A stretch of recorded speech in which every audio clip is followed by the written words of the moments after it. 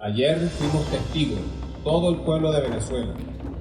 ভেনেজুয়েলায় যুক্তরাষ্ট্রের অভিযানের পর এবার সরাসরি গুরুতর অভিযোগ তুলল দেশটির প্রতিরক্ষা মন্ত্রণালয়। ভেনেজুয়েলার প্রতিরক্ষামন্ত্রী ভ্লাদিমির পাদ্রিনো অভিযোগ করেছেন, প্রেসিডেন্ট নিকোলাস মাদুরো ও ফার্স্ট লেডি সিলিয়া ফ্লোরেসকে আটক করার সময় মার্কিন বাহিনী মাদুরোর নিরাপত্তা দলের সদস্যদের ঠান্ডা মাথায় হত্যা করেছে।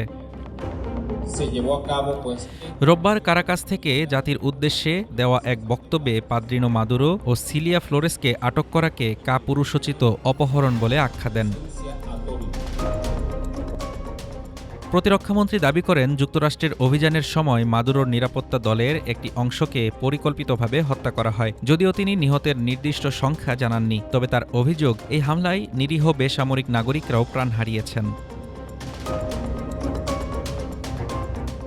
পাদ্রিনো অবিলম্বে ভেনেজুয়েলার প্রেসিডেন্ট ও ফার্স্ট লেডির মুক্তি দাবি করেন এবং পুরো অভিযানকে দেশের সার্বভৌমত্বের বিরুদ্ধে নৃশংস সামরিক আগ্রাসন হিসেবে বর্ণনা করেন। তিনি জানান, এই ঘটনার জবাবে দেশজুড়ে সামরিক ও পুলিশি অভিযান চালানো হবে, যার লক্ষ্য হবে তার ভাষায় সাম্রাজ্যবাদী আগ্রাসনের মোকাবিলা।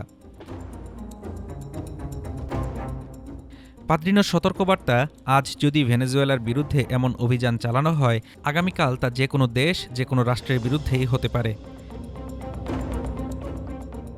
এর আগে যুক্তরাষ্ট্রের অভিযানে নিকোলাস মাদুরো ও তার স্ত্রী সিলিয়া ফ্লোরেসকে আটক করে নিউ ইয়র্কে স্থানান্তর করা হয়। যুক্তরাষ্ট্র তাদের বিরুদ্ধে মাদক সন্ত্রাস ও দুর্নীতির অভিযোগ এনেছে।